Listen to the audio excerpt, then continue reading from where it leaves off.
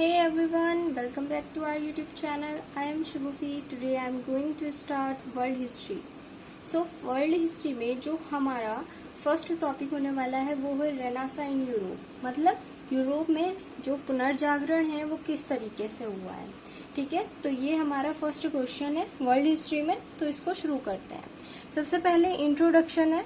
तो इंट्रोडक्शन में हमें क्या करना है, यहाँ पे कुछ एक ब्रीफ में इंट्रोडक्शन देना है कि वैसे ही पुनर्जागरण होता क्या है, रेनेसां क्या है, किस तरीके से यूरोप में कहाँ से शुरू हुआ। ठीक है, तो ये जानना बहुत ज़रूरी है।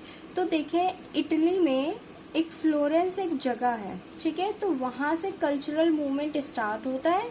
ठीक, और ये जो फ्लोरेंस जगह है इटली में, तो उसको इनिशियल होम ऑफ रेनेसां भी कहा गया है। ठीक है, और ये कब स्टार्ट होता है कल्चरल मूवमेंट? 15th सेंचुरी में ये स्टार्ट होता है। फिर वहाँ से होते होते ये यूके, फ्रांस, जर्मनी एटसेट्रा सब जगह फैल जाता है। ठीक है, स्प्रेड हो जाता है। और इसका जो इन्फ्लुएंस होता है, मतलब रेनेसां जो पुनर्जागरण काल है, इसका जो प्रभाव पड़ता है वो ह्यूमन लाइफ के सभी एस्पेक्ट पे पड़ता है। आपका साइंस हुआ, रिलीजन हुआ, सभी चीज़ों को इसने बदल के रख दिया। ठीक है, हिस्ट्री में इसको वाटरशेड भी कहा गया है। ठीक है, watershed in the history of Mankind. Renaissance का लिटरली मीनिंग होता है रीबर्थ। ठीक है, किसी भी चीज़ का फिर से जन्म होना, वो कहलाया जाता है रेनेसां। ठीक है, it refers specially to the rebirth of learning. Basically renaissance in Europe जो हुआ, इसको एक टैग दे दिया गया कि ये किस लिए था, रीबर्थ ऑफ लर्निंग के लिए था। ठीक है, किस चीज का रीबर्थ हुआ? लर्निंग का रीबर्थ हुआ। During this period there was an enormous renewal of interest in study and classical antiquity. ठीक है, इस पीरियड के दौरान क्या होता है, बहुत सारे बहुत ही वास्ट लेवल पे रिन्यूअल हुए, नवीनीकरण हुए। ठीक है, उसके साथ साथ क्या होता है, क्लासिकल एंटिक्विटी जो है, क्लासिकल एंटिक्विटी क्या होता है, मतलब एंटिक्विटी होता है हमारी प्राचीन, जो भी हमारा एंशियंट पीरियड में रहा। ठीक है, क्लासिकल जो भी शास्त्रीय हमारी वो थी, संस्कृति को ले लो या फिर कोई भी ऐसी चीज जो पूर्वजों से जुड़ी है हमारी। ठीक है, तो उस चीज को भी यहाँ पे रखा गया। क्लासिकल एंटिक्विटी का क्या टाइम पीरियड था वो देखते हैं। तो क्लासिकल एंटिक्विटी का जो टाइम पीरियड था बेसिकली वो था 8th century BC and 6th century AD के बीच का समय था। ठीक है, और इसका जो सेंटर था on the Mediterranean sea ancient time में।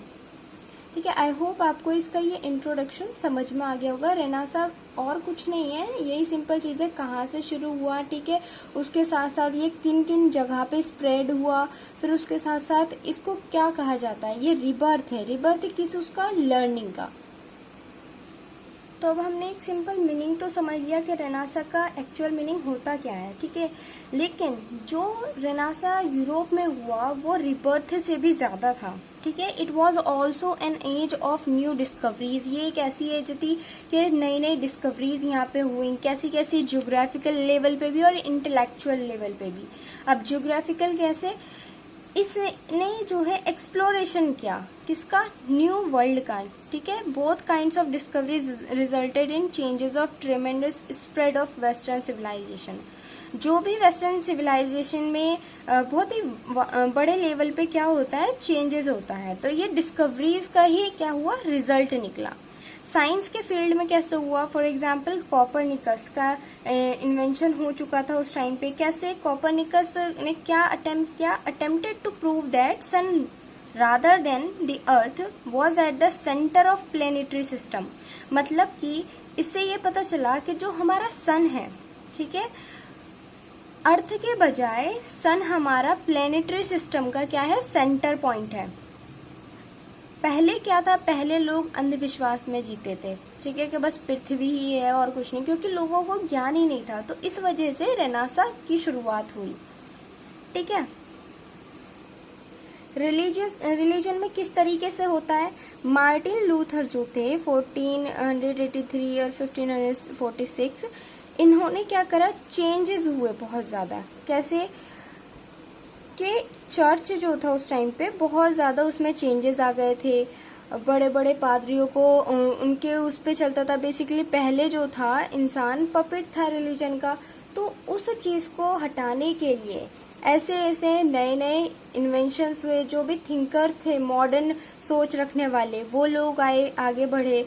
तो इस वजह से हमारा यूरोप में पुनर्जागरण काल हो चुका था। ठीक है। इनफैक्ट रेनासास जो थिंकर्स थे often thought of themselves as ushering in the modern age as distinct from the ancient and the medieval eras. अब जो रेनासा के जो थिंकर्स थे वो ये सोच रखते थे, ये सोचते थे कि उन्हें क्या करना है, एक मॉडर्न एज में लेके जाना है अपना आप को, और जो कि एंशिएंट से और मेडिवल से बिल्कुल ही क्या हो, डिस्टिंक्ट हो। अब देखते हैं जो हम रेनासा की स्टडी करते हैं, बेसिकली वो 5 इंटर रिलेटेड इश्यूज पे सेंटर्ड है। अब कैसे? जो फर्स्ट है, although Renaissance thinkers often try to associate themselves with classical antiquity and to dissociate themselves from the Middle Ages. क्या था, जो रेनासा के थिंकर्स थे, ठीक है, उन्होंने क्या ट्राई किया था कि खुद को वो क्लासिकल एंटिक्विटी से एसोसिएट करें और मिडिल एजेस से वो खुद को डिसोसिएट करें। क्योंकि मिडिल एरा में क्या हुआ था, बहुत ही ज्यादा कुरीतियां आ चुकी थी। ठीक है, प्रशासन सही से नहीं चल रहा था। लोगों, ये समझिए आप कि जब भी ज्यादा एक्सप्लॉयटेशन होता है तभी क्रांति आती है। इसी वजह से लोग जो है बहुत ज्यादा ऊब चुके थे, हर चीज से परेशान हो चुके थे। धर्म के नाम पे, हर किसी चीज पे, ट्रेड सही से नहीं होता था। तो इसी वजह से ये रेनासा की शुरुआत हुई। Second, during this period certain significant political changes were taking place. बहुत ज्यादा क्या हुए, कुछ महत्वपूर्ण पॉलिटिकल चेंजेस भी हुए। Some of the noblest ideals of the period were best expressed by the movement known as humanism. अब क्या होता है, जब रेनासा हुआ, इसने इम्पोर्टेंट किस चीज पे जोर दिया, ह्यूमनिज्म पे जोर दिया, कि मानवतावाद पे इसने क्या दिया, ध्यान दिया। जो फोर्थ था, connected to humanist ideals, was the literary doctrine of imitation important for its ideas about how literary works should be created. अब देखिए, यहाँ पे हमने पढ़ा कि ह्यूमनिज्म पे बहुत ज्यादा जोर दिया गया। ठीक है, उसी के साथ साथ इन्होंने कनेक्ट करने की कोशिश की किस चीज से, जो हमारा साहित्य क्लास थी, ठीक है, साहित्य वर्ग था, उनकी साहित्यों को जोड़ने की कोशिश की कि लोग जो हैं उस चीज को पढ़ें और एक्चुअल में जो रियलिटी है उस पर विश्वास करें, ना कि जो कोई कह दे उस पर विश्वास करें। एंड फाइनली क्या होता है, ये जो मूवमेंट था, religious movement, as a reformation movement के नाम से भी जाना गया। अब हम इसके कुछ इमीडिएट कॉज की बात करें तो ये ओवरनाइट तो शुरू नहीं हुआ था। बहुत टाइम से धीरे धीरे करके जो भी क्लास एक्सप्लॉयड होती जा रही थी, वो आवाजें उठा रही थी, वो कुछ न्यू करने की कोशिश कर रही थी, नए नए इन्वेंशंस होने लगे थे धीरे धीरे करके। एक रात का तो खेल नहीं था ये। ठीक है, दूसरी बात यहाँ पे ये थी कि 1453 में क्या हुआ, जब तुर्कों ने कॉन्स्टेंटिनोपल को कैप्चर कर लिया। ठीक है, तो वहां से कुछ ग्रीक स्कॉलर जो थे, ठीक है, उस सिटी के, वहां से वो अपने टेक्स्ट को, जो भी उनके वेद थे, कुछ भी जो उनका टेक्स्ट लिखा हुआ था, उनको लेकर वहां से चले गए। और वो गए वहां से इटली, और उन्होंने वहां के लोगों को क्या करा, एनलाइटन करा with a sense of inquiry के साथ। This was immediate cause of Renaissance. ये क्या था, ये इमीडिएट कॉज था रेनासा का। रेनासा की जो जर्नी है, ठीक है, वो कहाँ से कहाँ तक थी, फ्रॉम डॉगमेटिज्म टू रैशनलिज्म थी। कैसे, मतलब पहले लोग जो थे स्लेव्स की तरह रहते थे, फिर उसके बाद लोगों में जो है तर्क शक्ति आ गई, वो जो है क्वेश्चन करने लगे, ठीक है, कि ये ऐसा क्यों है, क्या ये सही हो सकता है या नहीं। इस तरीके से उनमें इस तरीके की क्या गई, फीलिंग्स डेवलप हो गई कि हमें भी तो इस तरीके से सोचना चाहिए। लॉजिक और रीजंस वो पूछने लगे कि इसका क्या लॉजिक है, क्या ये सही भी है या नहीं। ठीक है, revival of interest in Greek and Roman art and literature. इसके साथ साथ क्या हुआ, ग्रीक एंड रोमन आर्ट और ग्रीक और रोमन में आर्ट और लिटरेचर का रिवाइवल हुआ। ठीक है, रिवाइवल और साथ ही साथ न्यू आइडियाज डेवलप हुए। पीपल फेल्ट एंशिएंट ग्रीक और Roman tradition were rich in cultural heritage. लोगों ने ये सोचा कि जो ग्रीक और रोमन का ट्रेडिशंस हैं, ठीक है, एंशिएंट ट्रेडिशंस जो हैं वो रिच है इन कल्चरल हेरिटेज में। मेडिवल एरा के जो आइडियाज थे वो बहुत ही ज्यादा बैकवर्ड थे और उन्हें रिजेक्ट किया गया है, बिकॉज सोसाइटी जो थी वो कंट्रोल्ड हो रही थी रिलीजन के द्वारा, ठीक है। उसके साथ साथ man was slave in hand of religion. मैंने आपको पहले ही बताया कि धर्म के नाम पे लोगों को बहुत ज्यादा एक्सप्लॉइट करते थे, उन्हें स्लेव बना के, बंदी बना के रखा जाता था। अब हम देखते हैं सिग्निफिकेंस क्या है हमारे रेनेसां इन यूरोप में, किस तरीके का सिग्निफिकेंस हुआ, इसकी क्या महत्ता है। The revival of classical literature. Classical literature का हमारे क्या होता है, रिवाइवल होता है। The most significant contribution of renaissance was the resurrection and study of ancient Latin and Greek literature. Basically Greek literature का और एंशिएंट लैटिन की स्टडी का यहाँ पे जोर दिया गया। And the pioneering scholar was Petrarch. जो पेट्रार्क स्कॉलर थे, he collected and compiled the work of Aristotle and Plato. उन्होंने क्या करा, एरिस्टोटल और प्लेटो के वर्क को उनका अनुपालन करा, जो भी उन्होंने लिखा, ठीक है, उस चीज को माना। उसके साथ साथ हिज स्टूडेंट, जो पेट्रार्क के स्टूडेंट थे, बोकाशियो, ऑल्सो प्रमोटेड क्लासिकल लर्निंग। उन्होंने भी क्लासिकल लर्निंग को क्या दिया, बहुत ज्यादा प्रमोट करा। उसके साथ साथ मैंने Greek scholars who come from Constantinople spread the ancient Greek literature in Florence.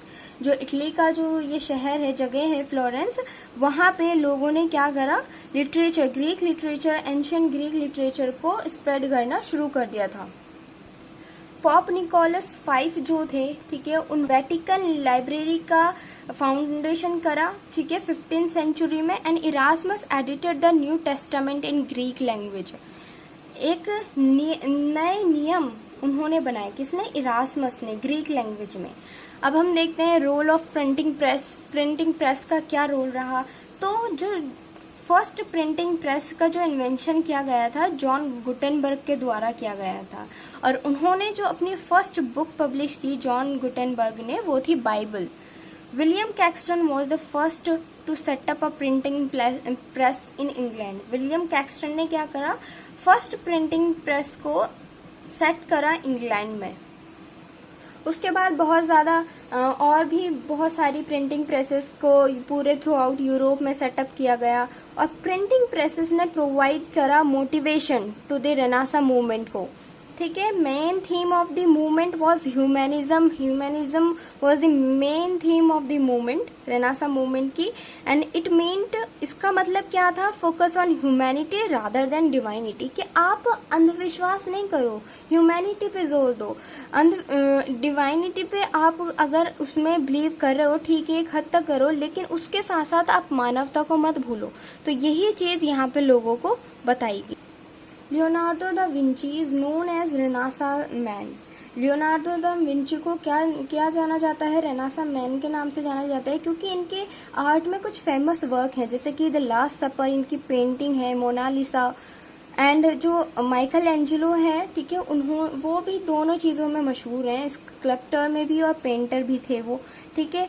Some consider his painting Last Judgement, इनकी जो कि बहुत ही ज्यादा फेमस है और बेस्ट है वर्ल्ड में, लास्ट जजमेंट, वो इनकी पेंटिंग को कंसिडर करते हैं लोग, ठीक है। इसके साथ साथ मैन जो थे was encourage to study more about his surroundings. उनके बीच में क्या होने लगा, वो एनकरेज होने लगे लोग, ठीक है, अपनी सराउंडिंग्स के बारे में जानने के लिए। उन लोगों का दिमाग खुलने लगा कि हमें भी चीजें जाननी चाहिए।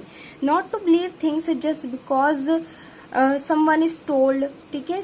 अगर कोई किसी ने उसके बारे में बताया, सिर्फ इसी चीज पे आपको क्या करना है, विश्वास नहीं करना है।